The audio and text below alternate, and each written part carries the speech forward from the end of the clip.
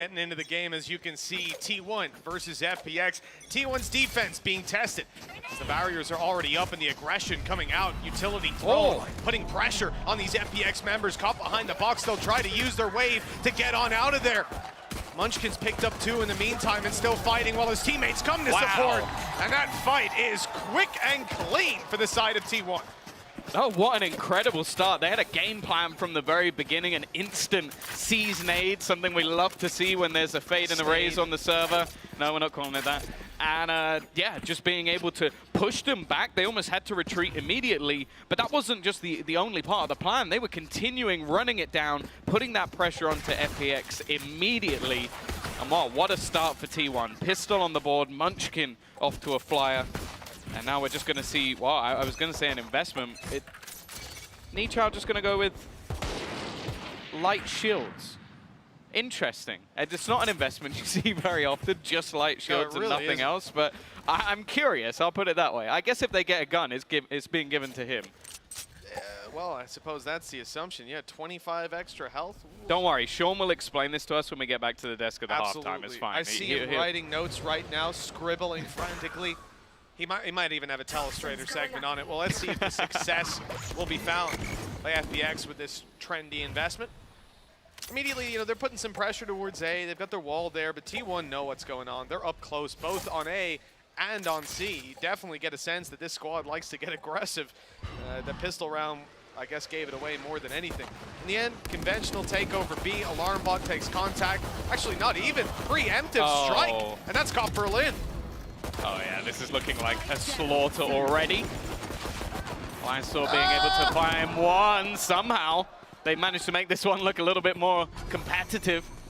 They should be able to clear things out. Ban left low and a chance to maybe do some extra damage. The Boombot chasing him at the end. AJ, he's just doing it for entertainment value. And never really in any doubt. Didn't break a sweat whatsoever. Well, look, decent damage, all things considered. FPX get out of that one smelling the roses. T1 don't have the opportunity to play a nice free round where they've got rifles and the ability to fight. That was so close, can you imagine? No. And that would have taken a Bulldog out. That would have actually been huge. And look at T1's investment. They've got their 2 Bulldogs still, picked up a Vandal on side player, and everyone else taking it pretty light. So there's weaknesses here for FPX to exploit. See if they can reap the rewards, the seeds they planted just moments ago. Yuiko already waiting up top. We're going to try and find a little bit of early aggression. They were wary of it. Like in the prior round, we saw in the pistol how aggressive T1 were willing to be, and that's something that FPX are definitely going to have to think about. For now, though, just patiently taking map control. They have a lot of utility to be able to play with off the back of the harbor to sort of section off portions of the map, and for the defenders, Van has taken a little bit of map control, so they've been able to gamble that little bit more, even pushing up on B as well. They have taken a lot of space.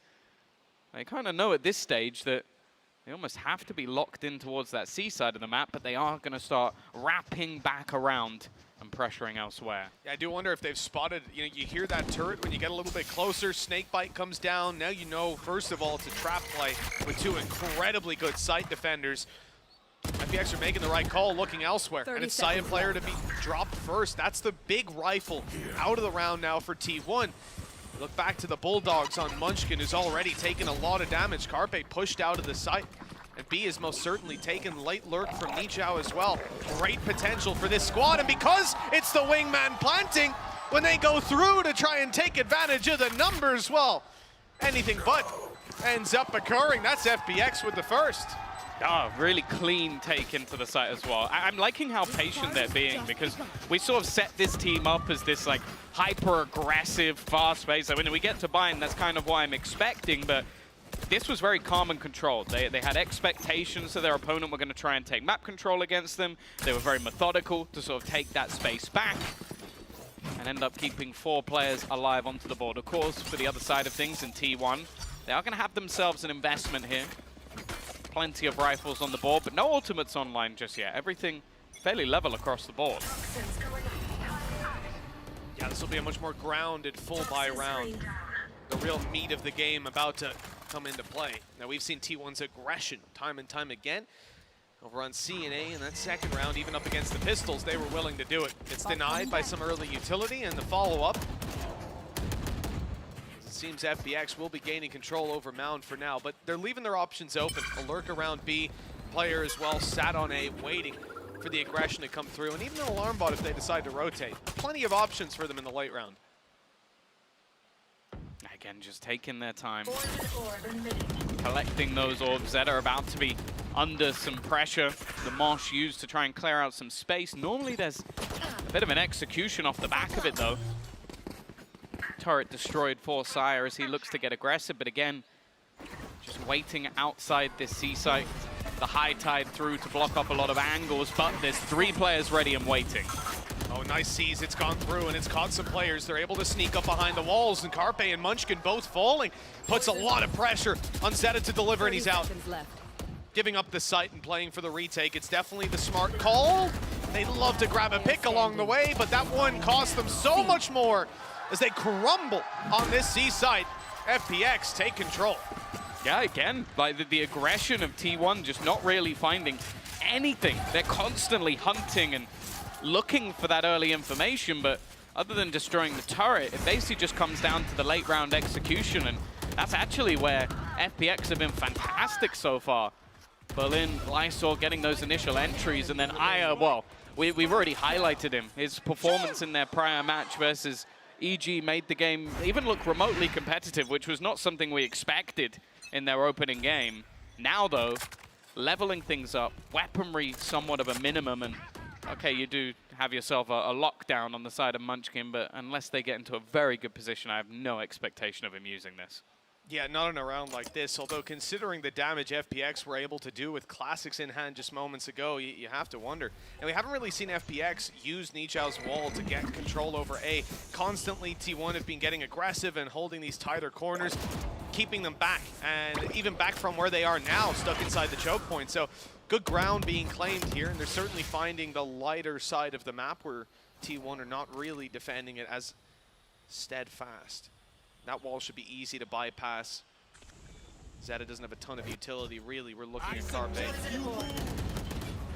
He's found the information at least, but following up on it's going to be a different story altogether. Yeah, Reckoning is going to make it so there's very little they can do in terms of holding. Little bro just about going to be able to get the spike plant in. Snakebite used to try and deter. How dare they, for starters, but more so, it's not actually going to work out, and they have used the lockdown. I am surprised by this. Trying to force them back, maybe expecting to get a little bit more in this round than we did, but it's so passive anyway from their opponents, it doesn't make that much of a difference. Well, they've at least got that orb up. I mean, they're blocking off the sightlines for sure, trying to section off UCall, but he is taking them all out. What a clean response from the side of FPX. It was pistols they were up against, and the main question in a round like this is how much damage can T1 do, and the answer was absolutely none. No, that was peculiar, especially on the site they were on, which is A, where you can have these very passive positions to actually play in the afterplant. Like, okay, maybe you're able to cause some havoc, but a lot of the time, most teams are just like wallbang spamming onto the plant anyway, and they had all their nanos and stuff down as well. I don't really see a world where they were ever going to get that one close, and even if they did, there was an ult in the form of Thrash, which would have denied them anyway. Yeah, it's a really tough one. Look at this entry right away. Showstopper used, and he's almost paid a hefty price for that control. And, you know, there was no one here. They were playing the retake around B. Now it's time to retake. Showstopper through. No one found. Halfway already, but the blast pack will get him up close. The shot is good. Berlin down, and Aya left on 15 HP. He'll be cleaned up quickly, you'd imagine. Has to be the last man standing, denying that defuse, and not a hope in hell. Right back on the board, our T1. A little bit of a change of pace from the side of FPX, but it seems like T1 were more than ready for it. Definitely locked in. Locked and loaded on that one. And I like the more direct approach. When you come in with ultis like that, sometimes it's worth just committing them at the start of the round from the side of FPX. Get the control, maybe pick up a kill, and then play your post plans. But T1 seemed more than ready for that. Maybe that's why they used Munchkin's in the last round. He's already got 5 of the orbs back. All part of the game plan. Not a bad one. You can just throw the ult in if he's going to be multi-fragging. Not something... That's the thing. You look at the rounds they've won so far, like the pistol, him getting a 3K, again, managing to do it in the last round. It's something you do worry if the rest of the team doesn't sort of step up alongside him. If they can keep that going forward, and no surprise to see back to the slow pace for FPX, but you look at T1, already fully pushed in through C. Now the Boombot, in theory, should give that one away, as they've taken such a ridiculous amount of control, and Lysor is already waiting. The turret with contact should mean that he immediately turns around, and so does the rest of the team. Maybe even tucks into that corner. Oh, there's the smoke up. He knows now. Great position. They're clearing it, but the first player down. Now they can react. Ban on the trade. The rotation seeming to come through from Munchkin. Gonna leave Ban to make this play by himself. Zeta shutting down too. That is absolutely huge. The FPX have stopped completely, and the flank is now coming through. A desperation from Aya as he looks to bring the spike elsewhere and hopefully grab a plant. I don't know how much that's gonna help them. Putting this into a 2v4, but on the B site, a spot that's very difficult to hold from. A little bit of a dicey fight, but it is going to be Ban to win it. And now Aya left. I don't think he even knows that Munchkin's about to come around this corner. The drop down spotted, but Munchkin just playing this so safe. He actually goes peek it back out, though, a chance, but not this time. A great round from Zeta, as T1 will convert back into the lead once again. And I'm liking their style of play. Like, normally you see this sort of level of aggression against a team that doesn't have like a lurker or a sentinel. They're doing it against the Killjoy, who's literally waiting for them. But just being able to take away such map control while the rest of FPX is grouping up, I almost assume that they're going to have to go for more of a default round this time out, just to make sure they can't continue to do that. Now, one of the difficulties being now T1 having Zeta pop off like that in the previous round. Viper's Pit locked in, ready to go. That could certainly help them recover from any sort of stumbles they have as the round goes on. FPX calling a timeout. They want to take a moment to gather their thoughts ahead of round number 8. We're coming towards the end of this half. And we're pretty close to neck and neck. Pistol round injection for T1. You know, it's definitely not the doom and gloom for this attacking side. An opportunity to bounce back when they move to their defense as well. Operator in play. That's one thing I'm seeing. We might just get UCAW changing the game completely on this attacking side. That scope weapon, it can turn the tides, but Saya players doing just the same. We're gonna have a battle on our hands. Yeah, a bit of a change in what we've seen so far, but I understand it from the side of FPX especially. Like, your opponent has literally been running it down C every single round. You want to try and deny them that space, make sure that they're not being able to push that far. But I also like the adaptation on the other side from Sire, which is just going to be, okay, they're probably not expecting me to have an operator now after what we've been doing. So a real chance for an early firefight. You'd expect it's gonna be here. There to be some sort of utility, though, on the other side. Well, they've got a lot, right? Look at FPX attacking. You're expecting Gecko pop up that flash, but hold on, there's the up right away! And UCAW's able to win that battle. We hyped it up, him against Saya player, both picking up the operator, but Ban has recovered it from his teammate's corpse. Found the pick. They still have Munchkin up close, so Ban can't afford to back off. He has to stay here, at least for now, unless they decide to give up the position, which does seem to be the call. Whoops, Munchkin got caught on the wall, but he's made it out. Now they're looking to bolster down at least their B defense for the time being. A shift to the right side of the map is the correct call for T1, because that's where FPX are going. Just taking, again, that slower approach. These are the rounds where FPX have been able to really get themselves their attack rounds onto the board. Of course, fairly high expectation for the attack to be heavier sided, so for T1 to be off to a strong start is a great position to be in. Again, Viper's Pit actually going to be thrown out as they look to late take into the B side. Ban, I don't think he's going to be able to get much from here with the operator, and it's going to have to be that full-on retake once again. UCAW's gone hunting as well. Just look at his position, propped up on the boxes.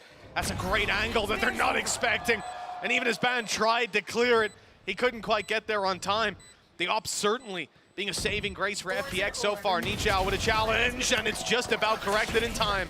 starting to get scary. That stun couldn't be better. Munchkin's out. Surely not going to commit to this with an operator at his feet. He hopes to save it to the next round, but the spike, although it's ticking fast, there's still some time if they wanted to hunt him down.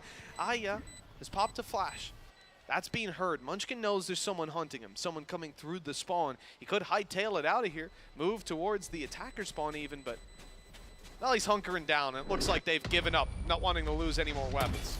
Yeah, I think it's actually quite interesting because you look at the way this round actually played out, and I feel like T1 almost, they tried to set a trap on A, pushed them into the B site, and then didn't have anybody there on the B site to actually catch them. It was a bit of a weird round. Like you set up almost, in that scenario, if you have 2 on A, I'd want one of the A site players to rotate away as you put that pit down, so then you have a little bit more bolstering on the B side, whereas FPX just very quick on their mid-round calls. I think Berlin sees that P, he's like, all right, I'm out of there. I'm going straight back in, and that's the thing that really works out on a map like Lotus, is just having those sort of quick, concise calls to get themselves back into position. FPX leveling up once more, and a bit more aggression. That has not gone well. Nichao with a free opener, looking for more. Ban somewhat caught him no man's land, but the paranoia, well, it not only gets him, I was going to say it could have got him out of there, but he doesn't leave. In fact, his opponents completely fall off, and he still holds onto the angle. Yeah, he actually held the angle while setting up that smoke the whole time, just making sure no one snuck out. This is a man confident in holding this spot.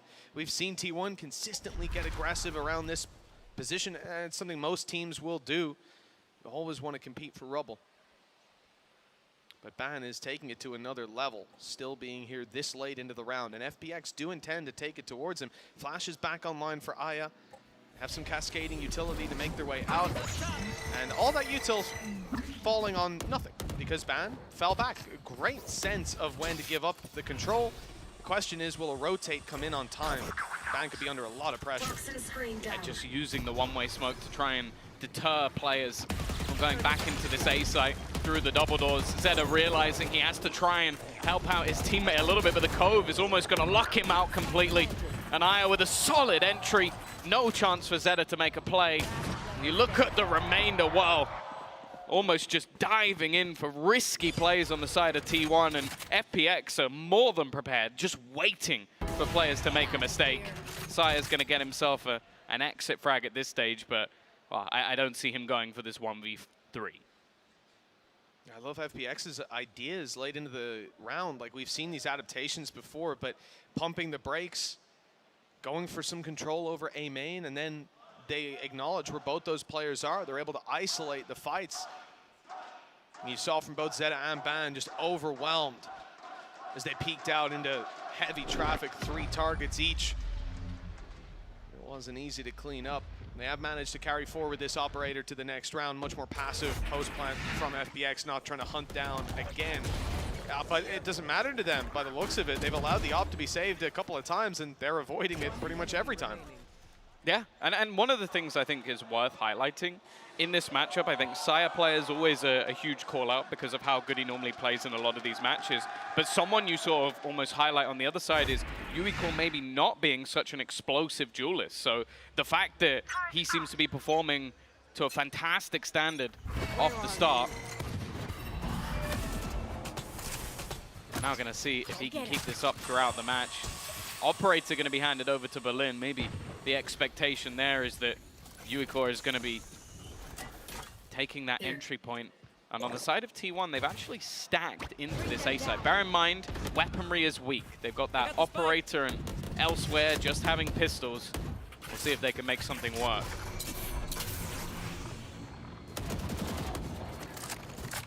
T1 have a lot of players here. FPX have gone a couple times back in towards B. That might be the right call. No way for them to know that right now. They have a lurker outside of B as well, but just look at that. You can see Lysor pulling back, moving towards this A play. They're going to go into the stack. T1 primed and ready for this play. They haven't got the ultis to back it up, but over on FPX, they most certainly do. Thrash on his way, destroyed out in the open immediately. Zeta's position given up. They still want to commit to it. Like, this is where the pistols can be most dangerous already. Yuko is going to be taken down. So too is Wingman, but a good trade as Aya at least keeps this alive on their squad. Nice and comfortable with the plant coming through. And it's a 2 versus 4 that really doesn't look to be going anywhere. Yeah, just farming up some of those eco frags for Ire in the end. I do like the fact that they're using that Reckoning basically in low purchase rounds for their opponents. It severely reduces the risk. Like, even if you know you're walking into a somewhat stacked site, those players are going to be ducking and weaving, and with the Sheriffs, this not going to be the best way that you're going to be playing the game. So just having that easy around, making sure you can convert cleanly. And you look at the finances over on FPX, they are thriving as of right now. And for Cyberplay, I'll be honest, he's been out of the game. I haven't seen anything really from him at the moment. It's just holding on to that operator. Jane time coming through once again for him, as he just hasn't really seen any action so far in this half. 6th round locked in for the side of FPX, and this attacking side, like we were saying, you know, at 4-3, T1 had got that pistol round to give them an injection of rounds. They stumbled a little bit afterwards, as is expected. Round 3, the 4th being a close competition, the 5th being a walkover. But then there was a little bit of a resurgence, and you start to feel like we've got a close game on our hands. But this pause coming out of T1 very much signifies the fact that we have ended up spiraling slightly on their side. It's gotten out of control. They're losing their grip on a close half. And there's only 2 rounds left to compete for, hoping to end it neck and neck. This time out, we'll see how much it's going to do for them. Yeah, of course, the scary thing for T1 as well is, as said, the bind they're probably going to be coming up against will be incredibly unorthodox. Last time it was the solo controller, double-initiated, double-duelist comp that was being run. The time before that, they swapped out a Brimmy and put in a Harbor. There's some very weird stuff coming through on bind, and definitely not the easiest stuff to play up against. Here as well, I don't think you're going to be necessarily used to this combination of the Viper, Harbor, and then, of course, having Little Bro running in every single time. It makes things that a little bit more difficult, and I think they have been finding it tough to sort of find the space. The only rounds that have really been working for T1 is aggression, like taking that map control away, fighting them in the early stages of the round, because the actual executes from FPX have been fantastic. Yeah, that's been the real issue. Like, we've seen T1 those first 3 rounds so aggressive, and even with bans sticking around on Rubble for so long, in one of the previous rounds we saw, it's still tapered off slightly. That control is being given to FPX a lot of the time. Now just look at C, a lot of players from T1 here, and the same thing can be said for FPX. There'll be some fake posturing on this A site, and we'll see what the response is. If you're T1, you're seeing this wall come up, you're assuming there's control over Rubble now for FPX and that they're getting nice and aggressive. With 3 players on C and no contact seen, you do have to rotate eventually. But this is all a bait. Zeta up close. We even have the turret there. They shouldn't expect ban, and the flash has not caught him. This could be huge. The smoke saving his bacon. If they come around this corner, it's very unlikely they decide to check this spot, especially with Zeta popping off, making noise. Ooh. Although he has just started to fall back. Yeah, the patience might just be rewarded. It almost comes down to how much can they get, and that Dizzy's going to be going through again, this time forced to retreat.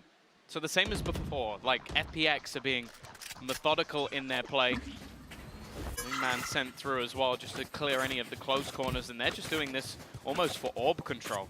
Faking out the space. 4 players currently on this side of the map, and the one on the other side, Carpe, has just been decimated by the operator. Now they start hightailing it back towards the A site. The decision's still yet to be made. FPX leaving this one very late and deep, but if they get into a post plant with that Viper's Pit, it's trouble for T1. There's 20 seconds on the clock, and they still haven't made their way towards the site, but finally that decision is made. They've baited out the rotates to be controlled this game entirely so far. Like, this round has been theirs used on A. all over. And yeah, they're only realizing now that this is a problem after they burned up their lockdown. FPX are set up with a Viper's Pit with players inside with utility at plenty.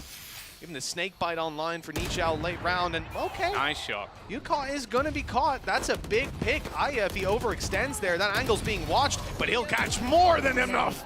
2 quick kills. Berlin following up, even saving an operator for himself. You can start to think this round is over. T1 looking for a save. Nah, the calling again from FPX has just been sublime.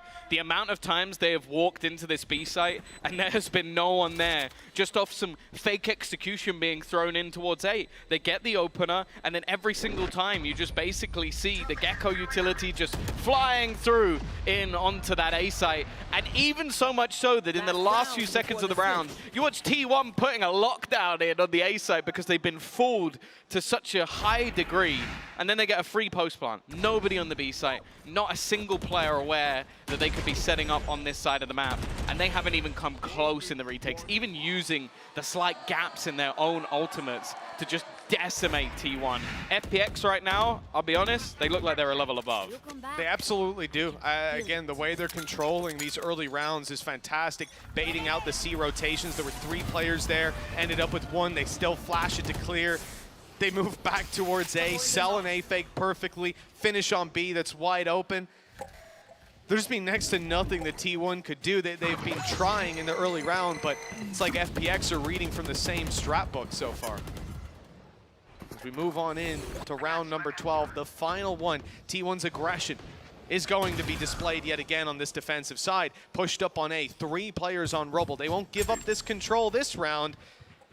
But where do they go from here? They've spotted there's a player behind that wall. They know that. Benicio is patient, allowing them to make a move while his teammates work out the rest of the map. I like the change from Team Paranoia. Going to play that a little bit more aggressive. The Paranoia is going to do the work, but it's whether or not the rest of the team are going to start making a play on the other side of the map and how much time can actually be bought. Thrash sent through is going to garner them an extra little bit of information, and it's only going to be the 1-for-1 trade. Nichao gone, but again, it's the same. They sell a ruse. The only problem, though, is the spike. The spike's facing back into the spawn. 28 seconds left is dropped on the deck. A mistake made by the side of FPX. They have to go back and retrieve this.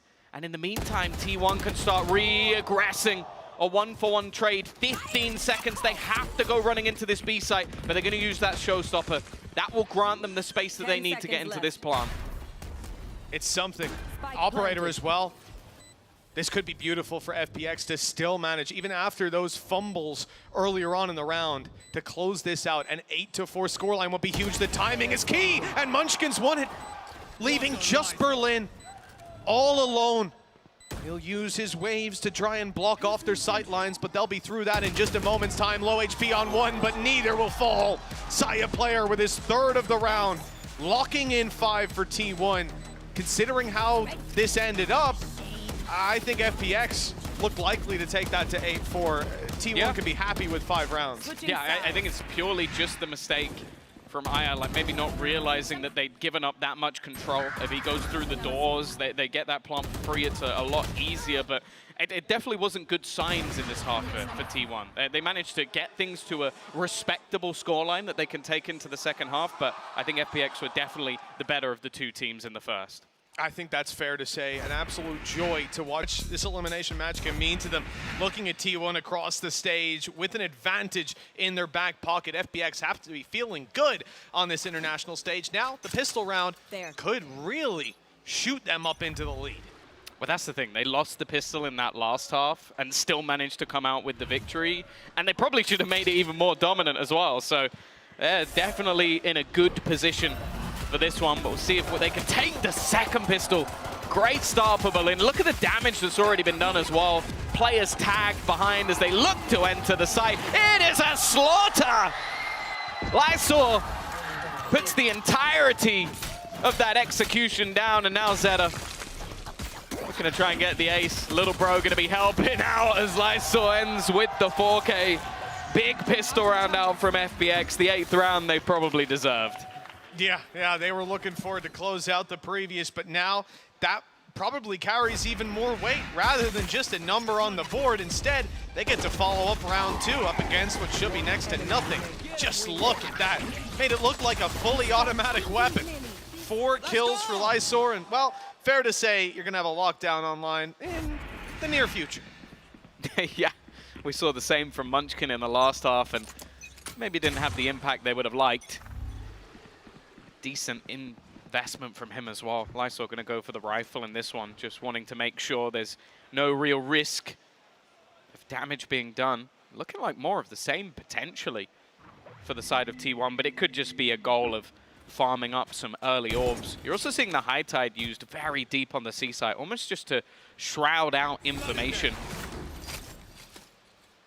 Almost make it more awkward for T1 to really find anything. And as expected, a very passive hold coming out from FPX. They don't really want to take any risks in this round, put any map pressure onto their opponents, and with the play through the door, Yuiko is going to have to fall back a little bit here. Just play passive while the orbs are farmed up. Yeah, I mean, if you look at all these positions that FPX are occupying, there's nowhere that they can really be isolated, that T1 can force a 1-versus-1 fight or an XV1 fight without them being able to take that pot shot and then fall right back afterwards. That smoke might complicate things slightly, but T1 are not going towards C, hoping that the utility they put down and the presence made will cause a bit of a panic, a bit of an over-rotation. That has not happened. Nichao, the first sign that this defense is still standing strong on the A site, but he'll fall. Nade is good, forcing Lysor to the back site. Not a great position if those pistols get up close. They're going for the wide shots though, and that is perfect for Lysor. 2 kills, plan to come through. Players here, but denying that's hard. Through the box, instead, gonna try to just keep that planter stuck in there. Ban used his teleport to get out of there, but they've spotted him. They know exactly where he is with a Bulldog in hand. Nice shot. The first found, dodging the nade now. Paranoia's given him some space. He's walked out, but they've got 2 different angles. Nicely closed out by FPX. Costly, if nothing else.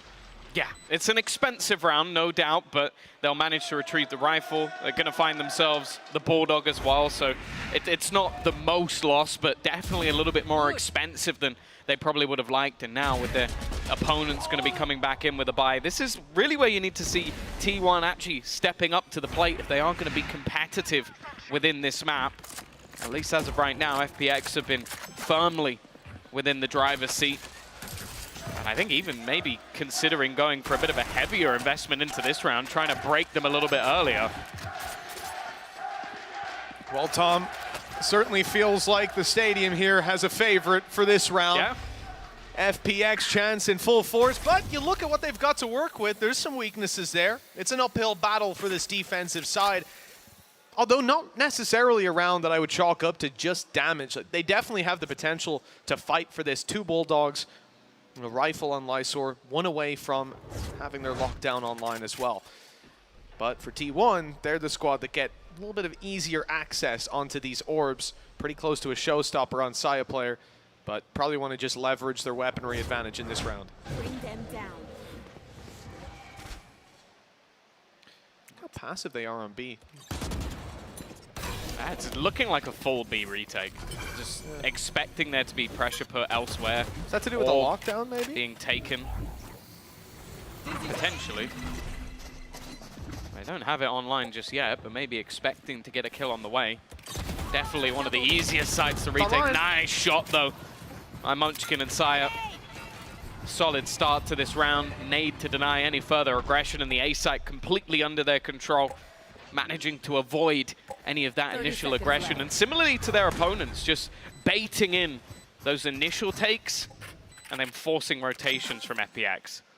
Yeah, the sad thing being, you've lost your rifle, your real rifle here. You can see the Bulldogs coming through for a retake. But now the question does turn to damage. How much? How many did they get, Mitch? Go on, call it. I'm going to say 3. Although, I'm looking at T1, very nicely grouped up. Looks like they'll be able to trade almost any kill. There's no one out of position. And 3's optimistic.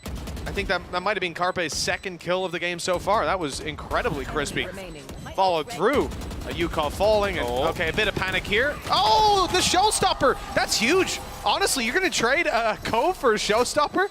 I'll certainly take that. that was very panicky, and well, they do get 1. Ban dies to the spike. Like it's a bit of a Carpe tripled his kills, yeah. A bit of a shaky finish to what was a good round from T1, I'd say. But I guess for them, I'm not wanting any spice to come through, anything crazy for FPX, but they're now going to come into this round, rifles across the board, lockdown in play as well. It's also possible that was a fat finger, but I'm not really sure. I think it's more likely it was just sheer panic. Like, they could be defusing. How far is it diffused already? Is he sticking it inside that cove? and then you're going to swing one by one, maybe he kills you all. It's just easier to throw that away, especially when you've got other ultis coming online. This is a bit of a pace near change. future. Yeah, very quick indeed. Saya players already taken down Nichao, and the reinforcements will be late to A. Way too late, in fact, because with Lysor down, that plant is uncontested. Yeah, well, with Sire on the defensive side, you have the ability to avoid him. That was one of the things that happened a lot in that first half. He was sat there saving an operator, but not this time. Double entry. Good to see him starting to step up to the plate, and unfortunately for FPX, it almost looks like it has to just be the save. The instantaneous start to this round. It was mentioned in the video with Yuiko that like they expect this sort of mix of explosiveness out from T1. I think this is exactly what he's talking about. Just a complete change of pace to what we've seen so far, and already getting themselves within arm's reach of their opponents. The fact is, though, financially, T1 in a spot where they can afford to lose a couple of weapons if they really wanted to. Maybe try and hunt down some of these players, but they're not risking it. Not taking any damage at all, really, throughout this round. And, well, 8 players are going to be alive at the end of it. I don't mind when we see such a passive call, especially when they have been so split. That A hold, very similar to the round before it, where once those 2 players go down, your chances just dive. The difference being, if you have weaponry actually invested. Oh, you got full-on FPX bandana. I'm jealous. Oh yeah, the crowd is packed out. FPX fans here in force to support their squad, and well, the squad certainly needs it. This is their timeout. Rest assured, they can hear the crowd. They can feel the rumbles at times when they pipe up. Are you having fun yet? I see. But yeah, 9-7. Not the worst spot for FPX. They're going to take the pause early, give the chance to Nathan to have a little chat with the team, see what he can pull out of the bag. The problem is, financially, again, they're not in the greatest of spots to do too much, but it might just mean that they decide to get that little bit more aggressive, try and take some of that space away. If we've seen from both teams, one of the things they're majorly sort of struggling with is that passive hold that's coming through from the attack, not really allowing them to get the same level of control that they would want to. A lot of the time, Killjoy utility just being placed to deny any of that further aggression. Turret out. For now, though, an early build-up of players in towards that B site, but it does seem like much more of the same. Just going to be some minute investment on the players that didn't have anything to go with it. That's the thing. If they can get something done with these rifles, they still have that lockdown available to them if they want to try and go for the retake. Yeah, the potential is there for late round, and I think so far FPX have been put in those positions of having to retake. T1's aggression being rewarded time and time again. And this time, it's Yuka alongside Aya who are going to be challenged, both on the C side. T1 have well, they do have a bit of control going out there for Zeta. Like, he is swinging around Rubble. He's got his wall to play around as well. And if he gets enough space, they might start to think about coming back. Even the door opened here, like, there's a ton of presence being feigned. And I don't think they're rotating back to A. I think they're just hiding from utility, knowing that there would be a flash online soon, knowing that FPX would seek them out. And because they've avoided all of that intel gathering utility, they might go for a swing like that, and they've almost lost UCOD to it. That was T1's trigger point. They're rushing the site, and it looks like all control will be theirs, even catching Aya on the way back. Yeah, another Sire player entry, and I believe at least the rifle might be able to be handed over to a teammate, but look at him go. Sire player just starting to take over. Yuiko, though, has just come out of nowhere. The side swipe, not expected.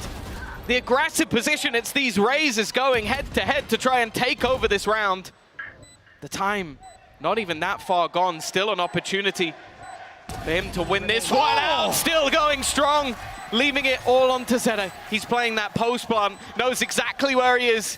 The ace potential, but it's so far back, and Zeta's still just sitting, but he's not landing the shots. It's already being diffused. Just look at it, try and get it all the way, but Zeta will hold on. T1 scrape through the round, but FPX was so damn close with Yuiko. Only that he was caught with a knife out. That would have been a different result. So close in the end as well. Yeah. Fair play to Nichao for just sticking it underneath. That's the thing, a Red Bull clutch needed just to after a round where you already got the entries. Like, you look at that and you go, oh, Saya's got a couple of openers, he's taken over, and then just everybody dies within a matter of seconds. Yeah, that was everyone right there. Everybody's face was the same when he manages to get that quad kill, but luckily, Zeta holds on. And now we have the buy. That's the thing. Yuiko is not going to have the rifle anymore because he's got the operator instead. And look at where he is already, by the way. First 20 seconds of the round, Yuiko has already pushed all the way up on C. Holding that wide angle with an op. But he won't have a chance to use it, at least not on that side of the map. Presence for B. The split is on. Aya just about evading those shots. Falling back, but nobody's here to contest. Yet again, a free plant to be found by T1. So good at finding that space. And the Viper's pit used to lock it down afterwards. Those shots were close, but Aya will not find it. So we're set up in a difficult position. This Killjoy ult is causing problems, but Zeta somehow picked up a double. What an absolute disaster. One player detained. Look at that repositioning as well. Carpe dodged the showstopper. Zeta's back online inside the Viper's pit. A third kill for T1. Carpe following and Munchkin closing. What a gorgeous round from this attacking squad. FPX got to start to sweat now. It's neck and neck. The heartbreaking thing with that double kill from Zeta is if they wait a few extra seconds for him to get detained, it's the freest kill of their lives. It's because they tried to start pushing in that little bit earlier, and because of that, I think he just basically just banked it onto them. It's so perfectly placed. They have to stay there, right? Because otherwise the lockdown is going to be destroyed. And they actually try to fall back once they hear it coming, but it's too late. Oh, what a disaster. Well, from the pistol round victory to get them through to 9 to a streak of rounds now for T1. Berlin's not going to be connecting the shots. In fact, it's a double for Ban. Munchkin with another. This round is already looking squeaky clean, unless Nichao has something to say about it, and he does not. Last man standing, Aya with a couple of pieces of utility, but no weaponry. No, has the classic. Doesn't even have the light shields with the classic. Nah, Sean's going to be sad. Shocked. Well, this one is going his way. All right, well, you know what? Maybe he should have had heavy shields. Yeah. It's a lot prettier right now. He's got the one kill. That should be where this ends. One away from Thrash as well, so ult is going to be online. There's absolutely no way you're chanting ace. Ace, ace, you guys, ace. What? Okay, we're getting there. Maybe we better start believing three more to go. 3 more now. Okay. Imagine.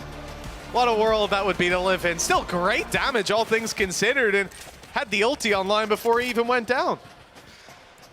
5 rounds in a row, though, for T1. 4 ultimates online. Okay, the Viper's pit's gone, but it was put to pretty good use. And on the other side of things, the Reckoning, Viper's Pit, Thrash, all strong ultimates, building up to be a competitive round. But the fact is, T1, since the 9-5 scoreline, since the pistol and follow-up loss, they have looked unstoppable. Clutch plays, you name it, they've had it all. And for FPX, bear in mind, a big lead on their own map choice.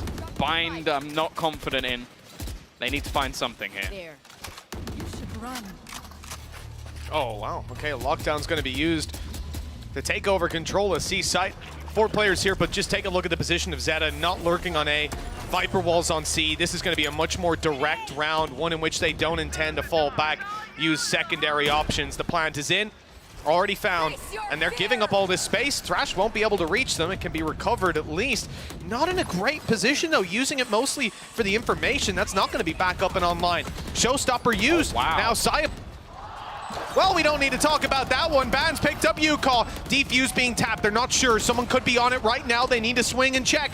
Maybe someone spotted it just around the edge of that wall. Saya, good for 1. Lysor down. Nichao up close. Got his double, but they're trading it right back. And T1 will not let go of this round, keeping a tight grip all the way through.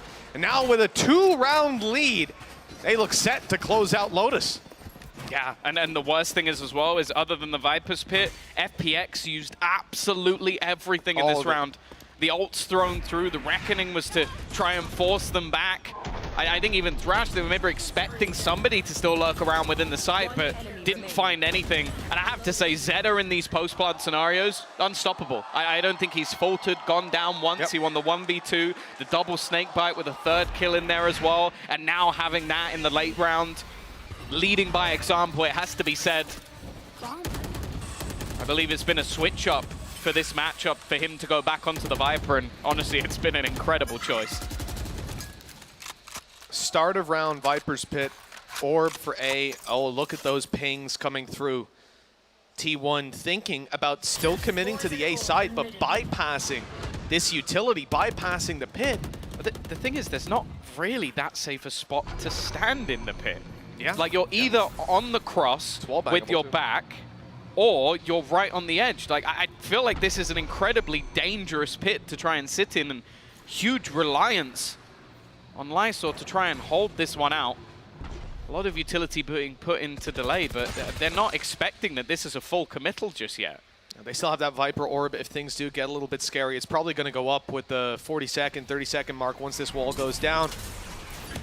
There you go. It's up, but it's a little bit too late. They're already through. Now the Viper having to fight. And Nijiao is down. Viper's Pit out of the round. And FPX still massively behind after all of that has been taken out of their hands. They only get one kill for their trouble. Very little damage. No control on the way back through. The one thing is, they did just hear that jump.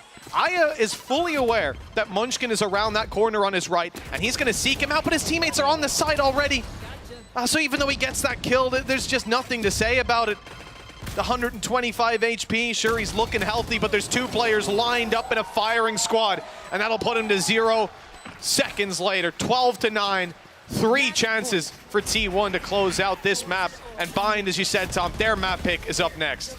Yeah, and one that, again, they play quite a regimented composition. I believe that they actually use the Gecko themselves, and it looks pretty damn good on their execution. So I would definitely be worried if you're an FPX fan, but they still have chances. 3 rounds, but 7 in a row now. That's the thing, Tom. They've just lost 7 in a row. So you look at it and go, 3 rounds, this is not too much, but they've got to turn this right around. And even the ones they have won on their defense, pistol and follow-up. That ain't repeatable. You ain't getting another one of those till the next map. Well, do you remember when Sire was having a bad game? Or a quiet game, I should say. Not even that long ago. Yeah, it feels like a lifetime now because he's been in a great spot. An aggressive, it's a dry peek out. Okay, they've cleared Munchkin at least. No utility to support it, but maybe that surprise factor, it at least locks down some of that control on one side of the map, something that T1 might have to think about going back for. And in fact, the second they take that fight, the defenders immediately rotate away, just saying, okay, they're not going to challenge for this again. Oh, guess what? They are. Triple stack up on A. 45 seconds, no contact, but no one should be getting contact till they burst into the site. You stick with 3 players on A. And in fact, Yukal goes more passive. It's the right call. Yeah. He would just get sectioned off and eliminated in a 1vx fight. Instead, he has to try to harass them on the way through and wait for his teammates to come in. They have a lot of utility for the way back in. That nade is going to go through. Zeta already gone. The nade's a little late, so it's not going to catch a kill, but that might have given them a chance. Yeah, Zeta has been the post-plant king, so getting rid of him with a spam and him almost sacrificing himself to it is going to help them out massively. 4 players looking to try and go back through on that retake. Lysor doing well. In fact, no trades to be had is left onto Sire. He's been fantastic. But with that level of HP, it is not going to be happening. FPX make the retake work, and they will live to fight another day, finally breaking that chain. That's the first time we've seen them with rifles in hand win a round. It's nice to see. Maybe they finally found the solution, the push and pull on the map, working for them. More passive stance. He walks into it spraying. Like, I like the confidence from Zeta, but that's mind-numbing. Like, it almost just gives him the free kill. And as I said, he's been the one you want in post-plant. Yeah. He's been ridiculously good. So, There. I mean, his utility belt alone does Yeah. that, but then add him to it for sure. Big scalp to take. Well, now just down to 2. Overtime still very much possible. And again, they're going for the same sort of setup they had in the last round. Now, bear in mind, T1, they're expecting a repeat. They have got a multitude of players waiting for this level of aggression, a tap onto the orb, and this is where they try and execute instead. They've actually thrown the nade, almost blocking off their own corner. Again, another blip for FPX, a mistake, and almost too easy an opener on the other side. They're going to try and actually push off the back of this. Sire player gets the kill with his nade instead of the gun. And now Berlin, this started off as a set play for the side of FPX. It's cut off his own angle. This is going horribly wrong. Oh, no! Right onto the nano. He's 7 HP. Oh, yeah, good luck with that. Zez just shutting him down. And, well, that seems to be the final nail in the coffin for the FPX side. Ni Zhao, you better start that ace chant if you want another round, because FPX need one right now, and it's only the 1 kill to be found. T1. Push, take control, and fight them up front before they can get too much done with the execute-heavy style of this buying composition. So I think it's going to be a fun map, even without that Reyna in play. And I'm a little bit happier to see Lysor go over to the Viper. Saya players, Jet, certainly going to be something to keep an eye on throughout this. I suppose really the defensive side, seeing how they temper that aggression. As we heard from Valen, you can definitely see comfort prevailing for this man on this map in particular. Nice nade, nice deep, slowing it down. Can't follow up on the back of the Tiger, and even a wall wasted to start this one out. But the damage done, it's on the Saya player. He's 16 HP. Especially as the man somewhat expected to take that space for the team. Being that low on health is not going to help him out, although Munchkin, I believe, does have the heal, and it almost makes me think they might double back towards the A side. The fact that he hasn't rotated anywhere near. Yeah, there you go, the heal instantly being popped. The thing is, though, it does buy a little bit of extra time for those rotations to come through. I mean, T1 are pretty close and sectioning out a lot of this site. The flash through the wall for Saya player to force a fight. Ni Zhao goes down. The kills going their way for now, as it seems T1 are stabilizing in the post plant. That's when Aya steps up. That quick double, but it's left him on 20 HP. Has to rely on Berlin getting out of the bathroom and finding a leg to stand on with this retake. Currently not spotting any players. They might have heard the jump towards the spawn. There's a tap.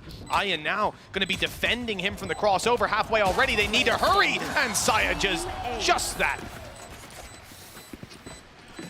Yeah, a big win for them. An early pissed around take, and bear in mind they managed to do that in the last map. The second one not quite going their way. It's even on that ground, but to start things off on this attack side with a pistol win, we always know that this map leans towards that defensive side, although I do wonder if the compositions might make a little bit of difference when it comes to this game.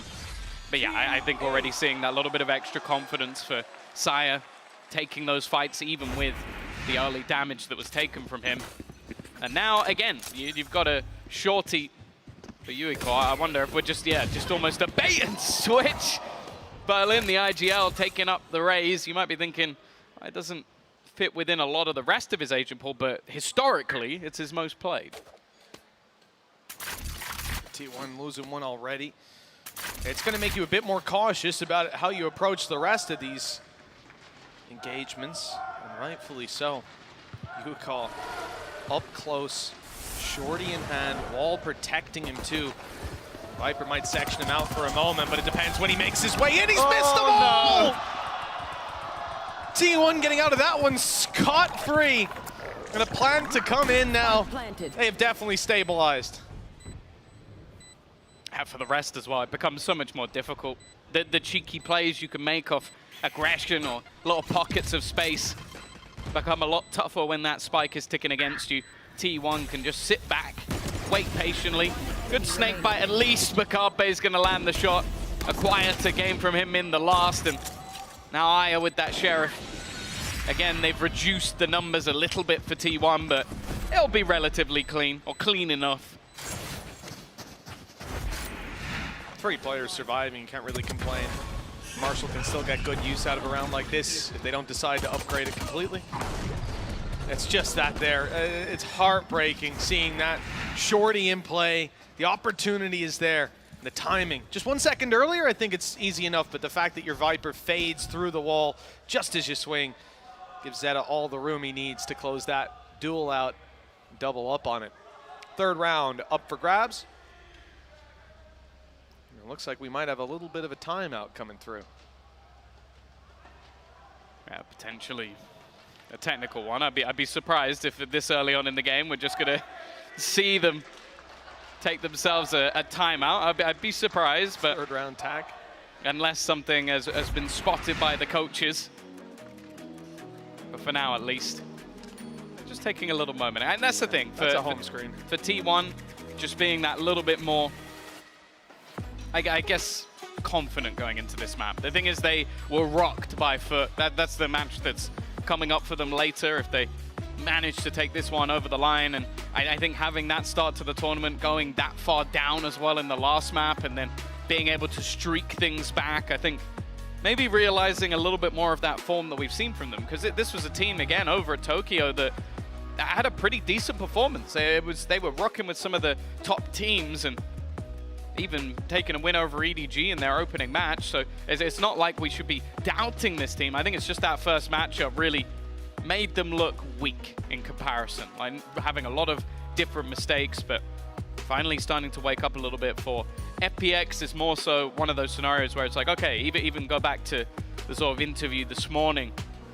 They may not necessarily expect to get a victory within this tournament, but they want to learn from it. They're clearly enjoying playing on the stage in front of the crowd as well. So it'll be whether or not they can at least make this one that little bit more competitive and hopefully for their sake take a map. Because as I said, like with the adaptations they've made to their composition, what they've pulled in, rather than throwing a Reyna into the mix, they've got something that looks like it can still have that sort of explosive aggression, but more so be a little bit tempered at times as well. And for the other side of things, it's more looking at T1 and going, okay, can you win this one clean? Because if you're going up against Foot, who have looked in good form, you're going to need to. It's a thing for FPX, you know, going back to China, you're going to be in a pretty decent position if you have managed to draw something out of these opponents, if you're able to learn from the mistakes made. Like a lot of teams just sort of take their time to really feel out the international scene. We saw it with Brazil, Japan, and China are definitely starting to get there as well. But for FPX, this is where they look to get back into this match. A buy-up, Yuiko taking the early fight. That's one way to get back into the server. Two heads wiped out almost immediately. And for T1, well, this was somewhat of a heavier investment. Like, they still have plenty to buy up within the next round, but they have rifles here. Wave crashing. You can see that they're even looking across the map now individually, trying to find opportunities to take some fights, maybe catch a player on the back foot or the front foot as they get aggressive. But there's no movement. Side of FPX content to sit back, except for over their bathroom. Little pop flash out of Aya, that's what they were waiting for. And that has just crumbled this round, leaving the player who was lurking just moments ago, Munchkin, to try and make this work on his rotate around. And they're already pushed up close. Look at Aya's position. A hard one to clear. He'll check it anyways. Crosshair placement near perfect. But Aya still comes out on top. Yeah, what a way to break back for FPX. A Prime Gaming flawless right after the pause as well, just to make sure that they've been sat there waiting for this round. And these are sort of plays you want to see from Yuiko. As said, this composition, although you have the likes of the Harbor Viper to sort of delay, slow things down that little bit more, you need some explosiveness. You can't just sit back and try and use your utility to delay, because you have a double duelist in a Sky, which is basically just bursting to try. Well, I was going to say set up teammates, but Varaya is actually set up himself a lot of the time. Very early ulti going through. Of course, you can pick that one back up and have to gain control over there first. Being destroyed inside of Buka. Reobtainable for sure. Do they want to pressure out? A flash certainly indicates they do, but it's only spams for now. Damage done though. Lighting. Okay, traded back indeed, but just look at the price paid. Lysor down to 45. Man advantage sitting with T1. And the Spike still in a very safe spot. Can TP or can just walk away. It's a flash peek though. That's what they're gambling on, and it's worked out for Lysor. His low HP maybe holding him back, but one is good enough, you would have thought. That's the thing. They were pretty much ready with the anti-flash help from Zeta. The Thrash set up as well to make sure there was no way that that final player within the site would be able to hold on. And now for Nichao, a 1v3 clutch on the contact angle, and then the swing is there immediately. Good work from T1, a nice little execution. This time as well, I note that Zeta, he starts off as that, basically like lurk play. Holds off on the push. I think it was a peek out from Yuiko over on the other side of the map. Oh no, it wasn't a peek out. It was just straight spam through a wall. Never mind. Spike down. Both B. were just wild One spams. enemy remaining. Yo, I'm on something. I'm on something. Let's He most certainly is. It was a T1 watch party. They got their snacks, they're ready to go. 3-1. And T1 snacking on their opponents right now. Looking good. Always someone to watch with those flashes. He's on the other side of the map to the engagement. Hello. Yuka's looking for someone. Updrafting around, and well, he's being found instead. Saya player dropping and looking for more around the top of the boxes. Oh, and he's up in heaven as well. There's no stopping this man. Mr. Worldwide on the site, but he's being taken down at long last. It was mentioned comfort. I don't think you can look more comfortable than that. Literally gliding through that A site. Nichao, the thing is, even if he gets this far, there's going to be an instant swing. Trying to find anything more should be impossible. Actually, never mind. It's a little bit disjointed. Looking possible for them as I has managed to find a multi-frag of 3. Zeta in the post plant, though. We know how devastating he's been. The spam through the wall, not quite connecting. The time's fairly far gone, but they'll get it anyway. Wasn't able to deny that defusal. And FPX, what looked like an impossible retake with a man disadvantage. Aya's there again. Yeah, he started it out on B, other side of the map, while all that mayhem was going down on the site. But once he arrived, Saya player's success ceased to be. What an incredible round from this man. A lot of it not even coming down to his utility, just straight up better than them. You love to see it. A second round now found for FPX. Maybe that can light the spark. I wonder, did Munchkin blind himself? Get out of my I'm way. trying to work out so. who flashed him. Yeah, I think he did. It's the only thing that makes sense, but yeah, that means he flashed himself, went for a peek, and then got killed for it. That it's definitely a blunder by T1. Also him individually. Saya player though, well, he started that round off with a bang. He's looking to do the same. Viper's Pit out immediately, reckoning alongside it. They are trying to use those ults as almost spam. Okay, a chance. But Berlin's managed to just walk right past, and then nothing's going the way of T1 right now. Okay, finally, Ban has managed to find a kill. He goes running through. Somehow catches Yuiko off guard, and this looks even again. In fact, even in favor of T1. That doesn't last very long, does it? The neck-and-neck fight down to Lysor with 40 HP. Sure, Saya's low, but not gonna kill him with your snake bite out. Ban with an incredible round, just swinging into angle after angle and winning every fight along the way.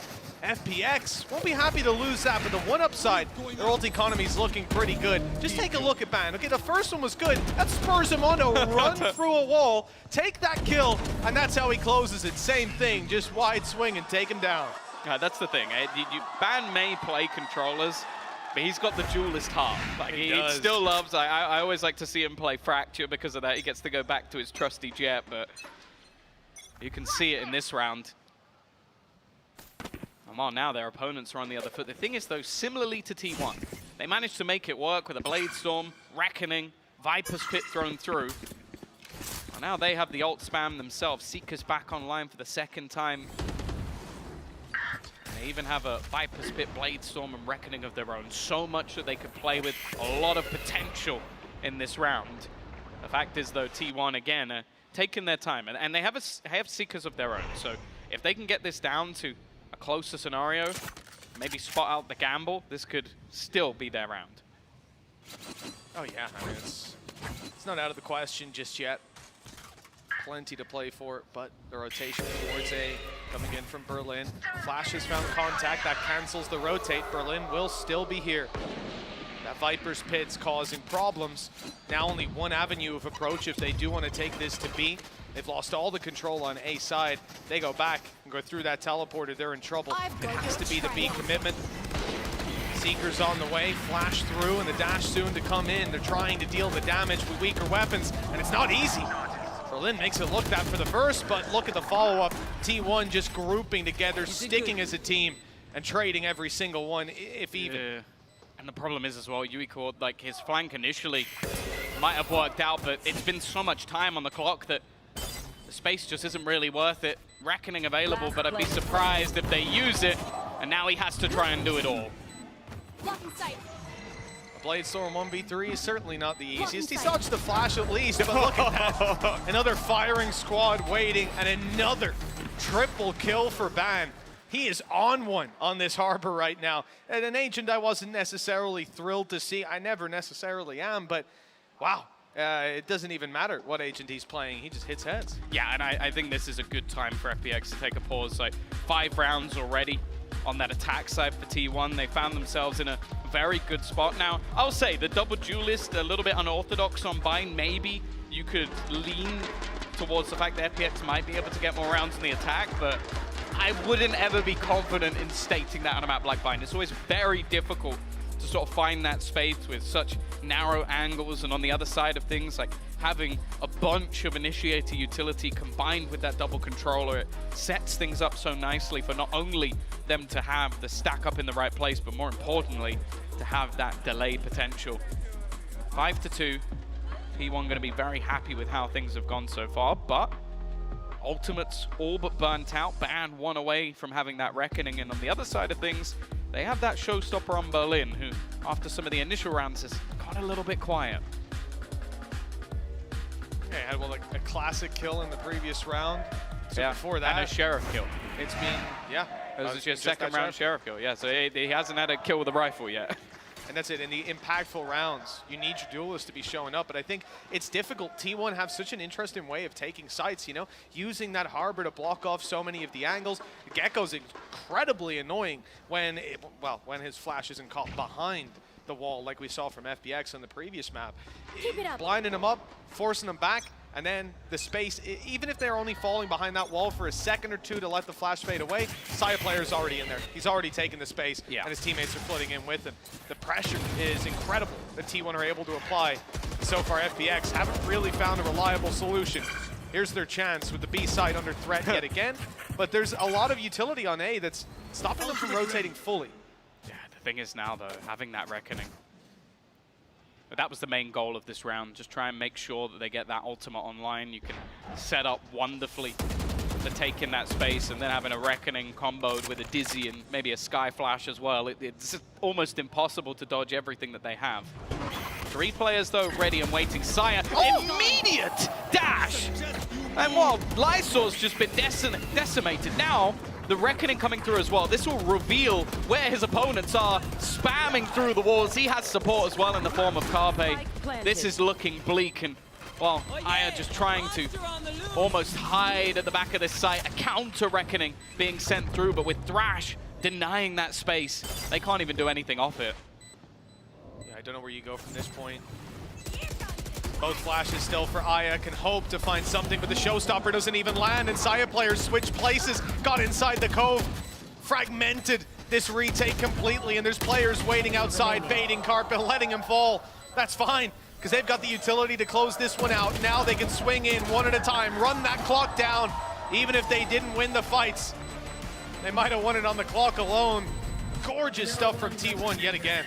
Yeah, I really like the dynamic of their post plant. You have the almost insanity of Saya player just running around, shooting at people, has support from Carpe and his flashes as well, as they play forward in the post plant, and then you just have Zeta basically sat at the back just going, okay, I'm now setting my lineups. If you even get close to that spike, there's a snake bite on it, and I'm going to be swinging you off the headshot. And that's before you even talk about the final layer as well, of the wraparound through long. There's so many layers to what T1 are doing that FPX, at least at the moment, have no response. That's it, like we're saying, this defensive side, the full aggression out of T1, the burst plays have been working. When it falls back to retaking the site, there's always that extra element thrown in from T1. Now Saya player has his dash. First kill, not going to be down to headshot him. 45. Yeah, he needs to heal immediately. If the wall wasn't in the way, who knows? Yeah, a little bit unlucky. Dropped. But even still, it's what they can do with this. Aya's actually gone for a Guardian as well, so a slightly heavier investment for him and a chance for Uicor to do some damage, but not this time around. They're going to be building into this one, and Saya, he's just so confident playing around his own utility, almost just lurking, waiting for the flash, and it's a little bit labored on the spray, but he will get the opener nonetheless. Full control. Viper post plant, 2 snake bites for Zeta. Not here to help out Saya player who's been dropped. Karpa falls, Ban's gone. Now this is going to be a close round with Zeta falling. It's all crumbled. The side of T1, finally we see a problem. Lysor right low on the edge. What a shot from Munchkin.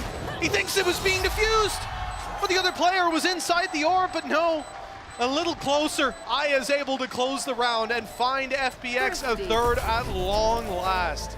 It's not the round I was expecting, that's for sure.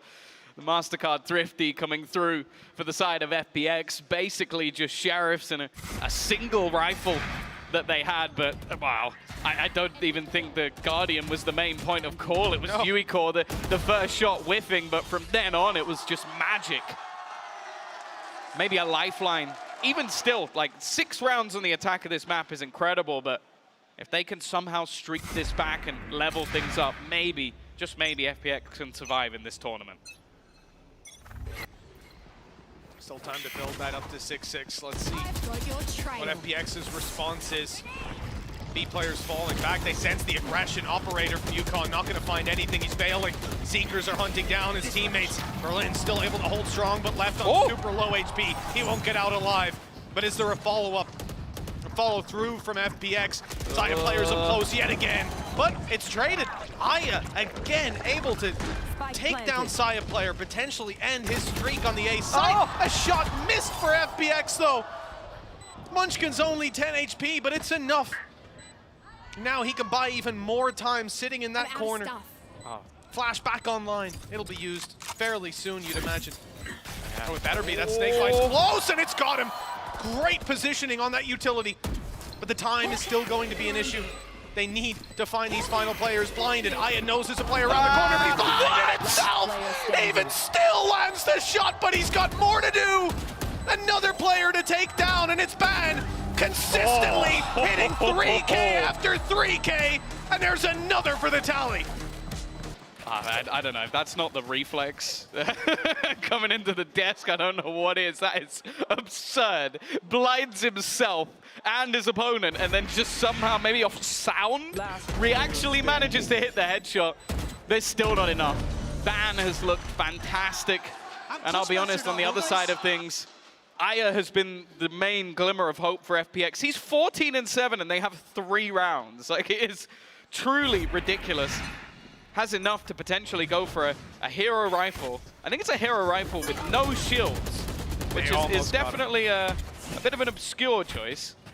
Well, the Blade Storm picked up as well. You saw T1 with a really nice strat. We've seen it before, the Cloud Burst to dodge the flash at the start. Element of surprise is the hope. Okay, 2 knives already expended. A headshot needed soon. Berlin's found it on the Saya player. There's the Blade Storm not finding the kill, but it doesn't matter. Once they keep thinning out these T1 numbers, the lighter weapons, the pistols, seem so dangerous.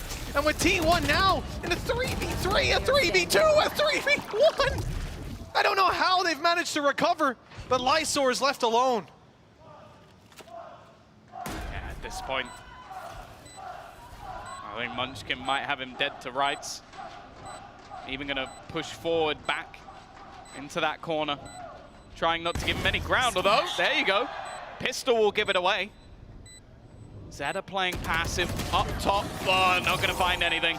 Carpe will spot him out, and T1 in a dominant position. These rounds somehow still seem to become competitive at times, but the response from T1 is swift. And they are looking to have, well, one of the most dominant attack side halves on Bind I think I've seen in a while. Saya player even going to invest into an operator this round. He's got the Blade Storm to back it up, so a perfectly reasonable thing to do. And actually, I was looking at the finances. Yuiko is now also going to have no shields on his rifle. This is something we saw in the last round as well, but definitely a peculiar decision. Yeah, he invested a bit more in full shields last round, knowing he'd have that Blade Storm online. Comes at a cost, obviously. Here. You see that cost right here and now. Operator held. But he's not going to be given an opportunity to find an open fight. Side player instead just neutered in the early round. Haven't been able to grab that orb just yet. But I'm not sure either of these players is too keen to pick it up. If it was a showstopper, maybe. But they're 3 away. Yeah. Well, that's the thing. There's 2 players that are 1 away from an ult, and neither of them are in the spot to actually challenge for the orb. So it's evidently not something they plan to fight for. Sire player. There's a flash. Always scary, the flash. It goes deep, though. They don't expect anybody to be this close. It's the 1-2 punch, but only the one. Sire's all that's needed. But this is a ruse. He's just selling the idea that this is a B hit. The fact is, though, they haven't really fallen for it just yet. The rotation eventually coming. Yuiko spots them down mid. He hasn't been able to connect on it, and he's wrapped on by Zeta. Leaving just to make that one. Sire player has just taken over this round. While Berlin, he's one off a showstopper, but he's going to need a lot from this one. Oh yeah, this needs to be one hell of a round. Quick kill, showstopper up, follow through. One of the biggest clutches of Berlin's life. He's running straight into the off to start it. Saya player holding the angle, but Zeta peeks it first. 9-3.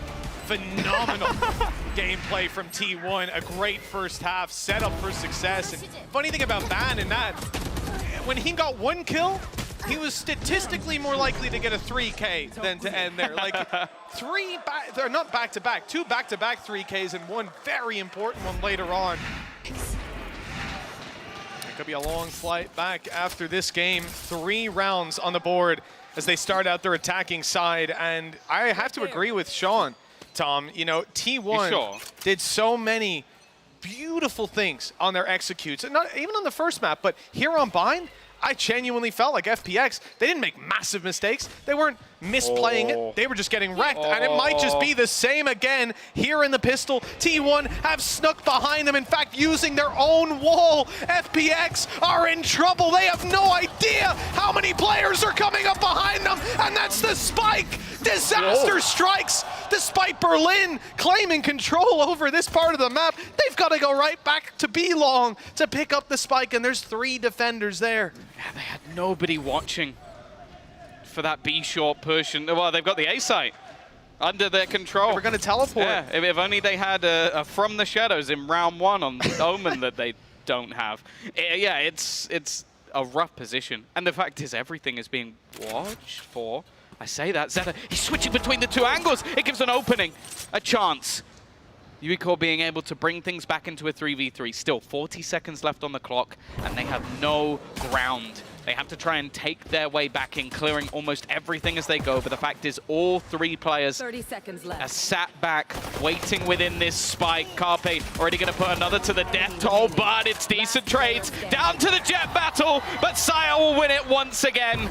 It's double digits for T1, and although that round looked over from the get-go, FPX made it close. They did. They had a fighting chance, but this is how a lot of these rounds have gone. It's one beautiful play for T1, and then the odds are stacked against you. 23 seconds left on the clock with that final battle going down. There was still so much time left. But in the end, FPX fall behind, losing the pistol. And that could set them up for disaster now. And Eco being called for 11-3, the likely scoreline, and a near flawless half going to be needed for FPX. And yeah, like you say, Tom, it's very strange. Light shields on Nichao, Yuko, and Lysor both playing the Sheriffs. No shields. Maybe gives him a slightly better chance of a plant. I don't know. I'm trying to find a reason. He has managed to do some damage with this classic in the past. 2K last time. Yeah, so maybe he just knows he'll make the money back. Money back guarantee, that's what it is. I'm not so sure about that one. Check the fine print. We'll see. So they're leaving their options open again. Yukol going to be moving back towards B, spotting for aggression. meaning they can teleport if they need to later if he finds a pick.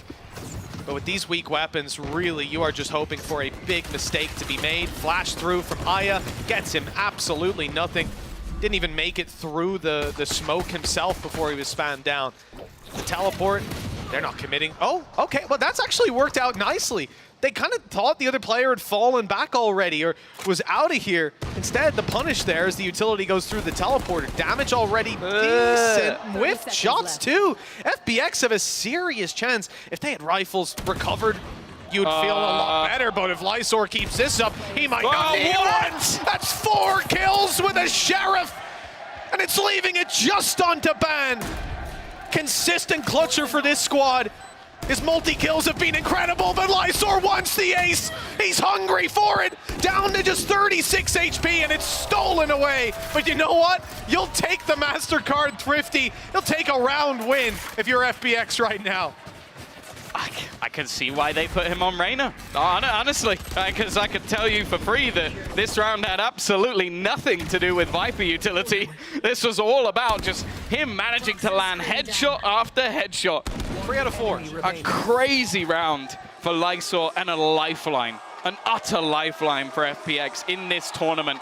A chance for them to somehow make this one competitive. They get the rifles on the board almost immediately, and on the other side of things, well, it's a mixed bag. It's a jumble sale. That was a headshot. Zed already down to 10 HP. I don't think he'll be lasting too much longer. Players in the teleporter coming to help, but there's no one left to help. 10 HP and 4 more players to take down. The frenzy would be nerfed if that one came through. 10-5. Still signs of life for FPX. Yeah, a nice clean round. I like the idea from T1. Just throw everything into the wind, try and pinch off the teleporters. It's something you see quite commonly done, but ultimately didn't garner too much. Now is where we see the buyback. Thrash already online for Carpe. He's been building that one up. And almost a Viper's Pit for Lysor as well. Those Sheriff kills being put to good use. Even the Showstopper not too far away. There is a lot of potential ultimates for them in this round. Early utility use though. Straight away the High Tide to delay any attempted B push and a flash put through it as well. But it hasn't really garnered much information for T1. Very passive in the early stages of FPX in this. Yeah, I mean, rightfully cautious. One mistake here, and everything could fall apart.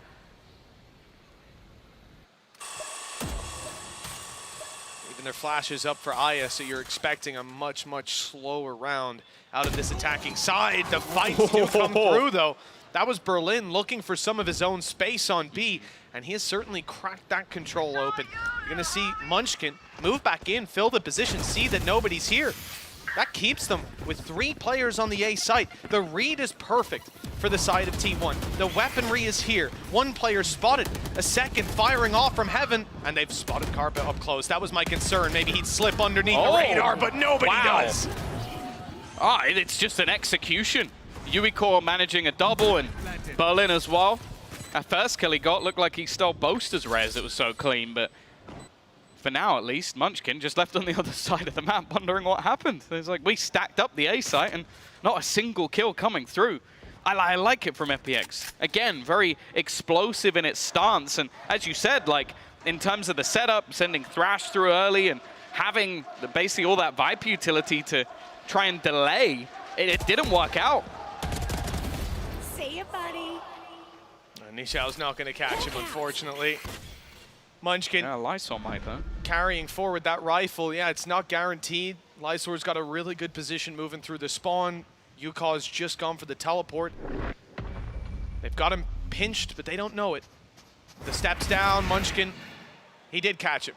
So Munchkin's going to carry that weapon through to the next round. Yeah, at least something. T1 actually going to be taking a fairly early pause, but it's understandable. Probably shaken a little bit from round number 2, losing 4 players to a Sheriff and the round slipping away from them. A couple of very explosive rounds as well, and as you sort of said, I don't think the setup that T1 had was a bad one. They were definitely prepared for it, but they just lost every single fight. The entries from Uicore and Berlin, and that's the thing, these are 2 players that thus far in this game, fairly quiet. that first half, a lot of it was Aya just being able to put up numbers, and then in the second, you've spoken about Lysor, but ultimately, if those two players can start to step up, that double duelist explosive entry duo, there's huge amounts of potential. And the interesting thing thus far is Berlin has almost been playing like a lurk entry on the other side of the map. Like while the rest of the team building into what was an A hit, he was fighting hookah control. So he's almost working as a killjoy, but with Ray's utility.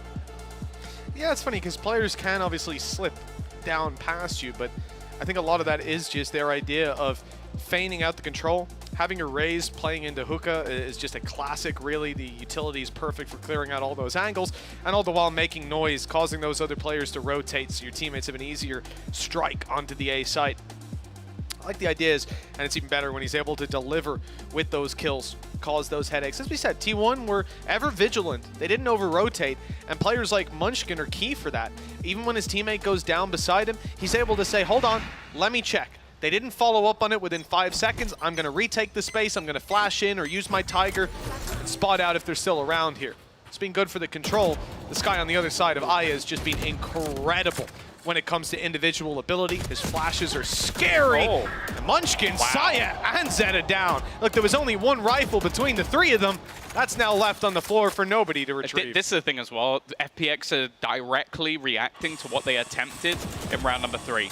Like, it was that double split where they pushed up through showers and then had the TP and a flash through it. So they're sat all the way back in their spawn. They're expecting that sort of play. So I feel like T1 almost need to try and adapt a little bit to how they're playing some of these anti-ecos, because that was a little bit too telegraphed for their opponents.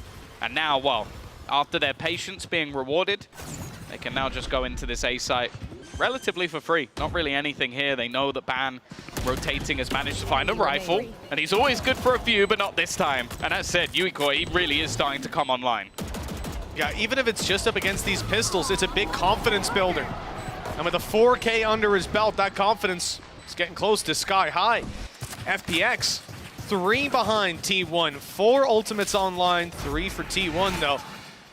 It could swing either way. I do like the idea, but realistically, from what the idea from T1, but realistically, what we've seen from FPX in a lot of these attacking rounds, even going back to the previous map, is patience. They will wait, they will allow you to push and take space, and look to punish afterwards. Even on their attack side on Lotus, we saw constant battles where they would be baiting you into those rotations with the very objective of finding a push like they just did in the previous round. It's going to be another pacey hit. I think it is. This time, the double duelist together. A lot of damage being taken. Showstopper utilized off the back of it. They are trying to throw these ults in, but Carpe's done very well. He's actually managed to claim control of the spike, and this will have a rotation coming back from his teammate through the teleporter. Zeta already finding another, but Lysor's still there, still fighting. Yeah, going down's not the biggest deal, though, realistically, especially when Munchkin is going to reoccupy this spot just moments later. A great angle to fight for, but oh, that's a spanner thrown into the works. Lysor kept back for just a moment. Thinks maybe they've snuck in. It'll run the clock down, but there's 55 seconds. There's still time. Rotation. Carpe on his way back around. I like this. Clearing out middle. And while they waste their time getting this spike and trying to avoid these shots in the dark, these players on T1 are set up for the post plan, or for even the planned attempt. Maybe not. Swinging in early, and he's found the kill for his trouble. The worst part is that pit doesn't cover the site, so it's basically going to go down if you commit to the plant. And, well, certainly if Lysor falls, which seems to be just moments away, ever vigilant, not giving him that fight. Well, they weren't all giving him that fight. Carpe certainly was. He's isolated the correct duel. Game sense off the charts on where Saya player was coming from, but it's not enough. T1 with another. Yeah, at every moment you do just feel like there's a chance that Lysor will just take over one of these rounds. The thing is, though, I really like the patience, again, from T1. Like Munchkin, you can watch the majority of this round, he doesn't move. He just stands up top knowing that, okay, they're fighting for the spike. I can just wait for them to try and plant it. I will disallow them to have that plant for spawn if they were to desire it. And took a lot of the risk out of that round. They didn't go pushing through the pit. They didn't fight for that spike control. They basically just made it impossible to plant. And now, the defense, they've got that operator online. It's the same on the other side, though. And Yuiko is not shying away from this fight. He has no support here. He's just going to look to peek this completely dry, and well, I'm not going to lie to you, kind of got what he deserved. Saya player not going to miss those shots all too often. Here's Ban locking down Bathroom. He's tucked in the right corner, and Nijao has no idea, no iota on this play being made. Now it depends. Will Ban get curious for information? Will he swing? No, that's what Carp is here for. It's going to be a double swing. Dealing with Nijao easily. Locking the control and now focusing back towards the push that's coming in. The flash up top confirms players are here. Although they'll be blocked out by this wall, that's the intention for T1, to be able to reposition, get Carpe back to the site. With plenty of ultis to work with, but they won't want to expend them here. A 12th round on the cusp of being theirs. How do you even fly Crash maybe from Carpe could come through. This is impossible. Like, you have to kill someone Good before name. getting a plum. Even Munchkin still surviving. Thrash going through, maybe a little bit early. And somehow they managed to fight two back. A wall bang. Oh, throw a Thrash. It's ridiculous from Carpe. I don't know how he's getting away with the frags he's finding, but now Aya is all that's left. Maybe hoping for a late dash through, but there's nothing he can really do here. Look how passive Carpe is after huge individual play. He waits patiently. He's going to send Little Bro through. Finally, he'll go down, but he's already won the round. His sacrifice will give T1 their 12th, and it will just be the rifle kept fire. That's all he can hope for from this scenario.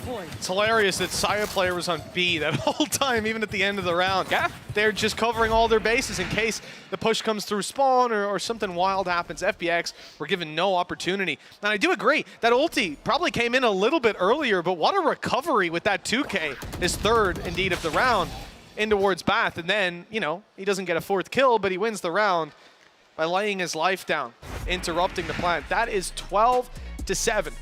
And now 5 straight opportunities for T1 to send FPX home. Yeah, again, you kind of have to feel like this is looking like a done deal. T1 have been in the driver's seat for the majority of this map, an incredible attack side, and again, it seems like the second we have Autumn with a chance to have a pause, they come back strong. Exactly the same here. They lose the round they play with pistols, and from then, a couple of victories. Good ult usage, but more so, I wouldn't say that maybe the discipline was there when they're all on the site, but when there's one player left, that guy's very disciplined. Like Carpe doing an incredible job, Munchkin the round before. And now for FPX, everything's on the line. They said it. They love playing on this stage. They've loved playing in front of this crowd, I'm sure. The fact is, though, they just need a little bit more. 5 rounds in a row. It is quite a tough task.